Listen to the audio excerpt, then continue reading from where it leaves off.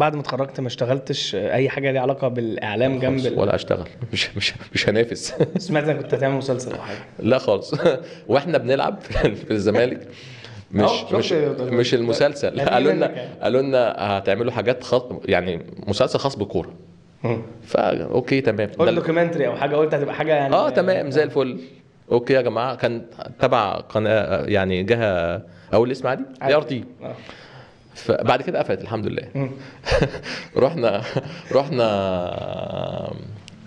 اوكي تمام، وفي بقى ممثلين وبتاع ومش عارف ايه، لقيت الناس عماله يعني عملنا شعرنا ابيض يا جماعه. هو هنعمل ايه؟ قال لك احنا هنمثل، وممثلين موجودين، ممثلين هم ممثلين حواليك بقى. راح جاي واخد نفسي وماشي، ده في فلوس خد الفلوس، مش همثل، ماليش علاقه في الموضوع ده خالص. كان دور وساعتها كان في فلوس فلوس يعني. كويسه جدا، فلوس كويسه جدا. وكنت انا يعني دايما كانت لعيبه الاهلي والزمالك بتاخد فلوس كويسه طبعا.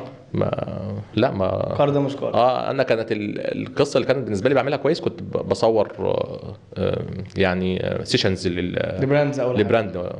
براند ده كان صور بره مصر، صور وبتاع وكده، والدنيا تمام وزي الفل، عادي يعني لبس كويس، باخد لبس كويس وتصور بلبس يعني زي كده. لا باخد لبس كويس. الراجل كان مسؤول القصه دي، كان يعني واتحط وبره مصر مش في مصر كمان. يعني ممكن ابقى اجيب لك الصور دي موجوده بره، مش على ان لعيب كوره خالص، نحطها لكم على مش انا لعيب كوره خالص. مش انا لا، ان انا يعني موديل شكله حلو، وشه حلو زي الفل وتمام، مؤاخذه يا جماعه. بس بعد شويه رحنا في ايطاليا، قال لك هتصور يعني بوكسرز وحاجات كده يعني. قلت لهم لا والله هتعمل، قلت لهم لا انا ماليش انا في القصه دي خالص. الغي رحلتي.